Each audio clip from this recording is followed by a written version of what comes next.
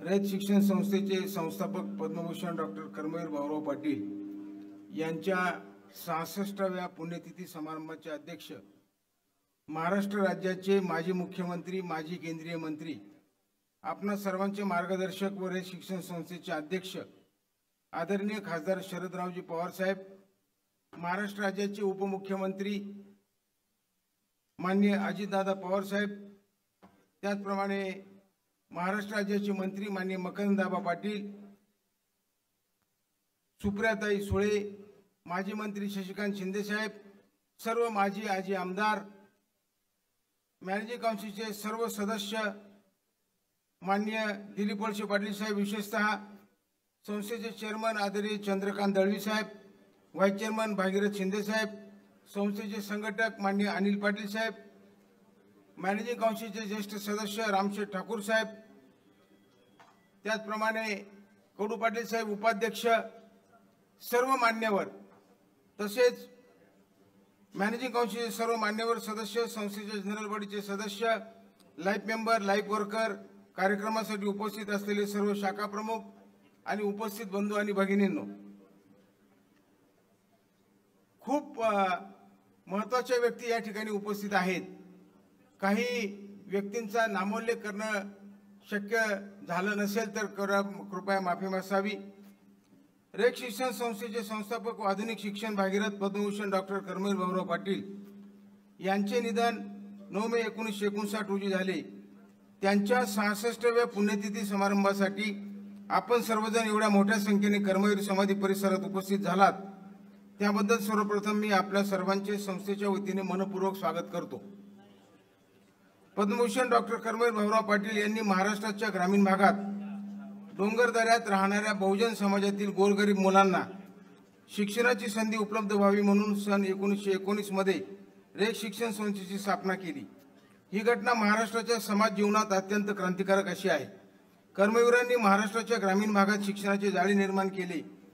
शेकडो वर्षे अज्ञानाच्या अंधकारात चाचपडणाऱ्या समाजाला ज्ञानाचा प्रकाश मिळाला. त्यांच्या या कार्यामुळे आज महाराष्ट्र संपूर्ण देशात शैक्षणिकदृष्ट्या अग्रेसर असलेला आपणास पाहावयास मिळतो. कर्मवीरांनी मात्र महाराष्ट्रातील ग्रामीण समाज जीवन हे आपले कार्यक्षेत्र निवडले.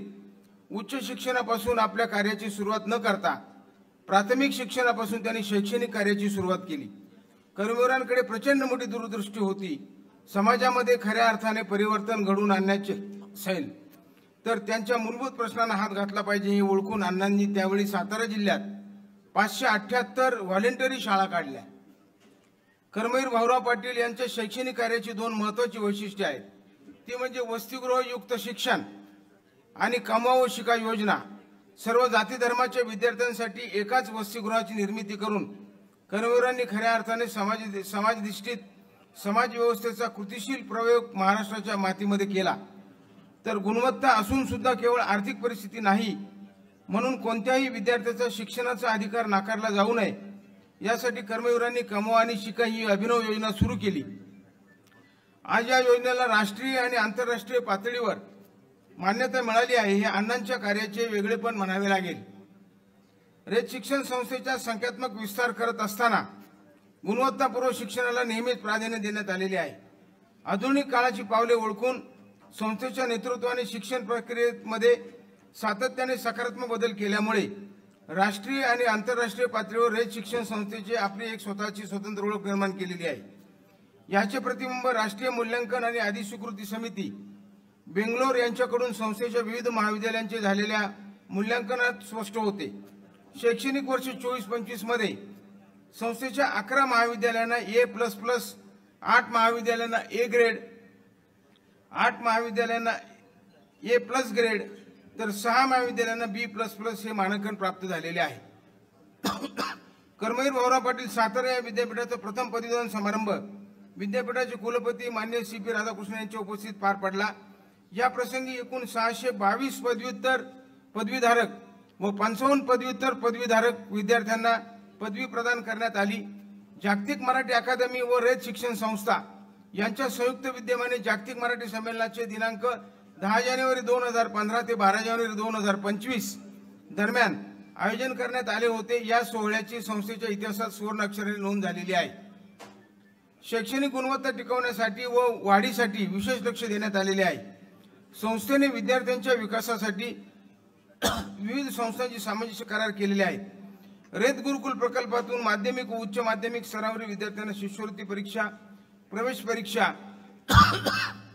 यासंबंधी मार्गदर्शन करण्यात येत आहे।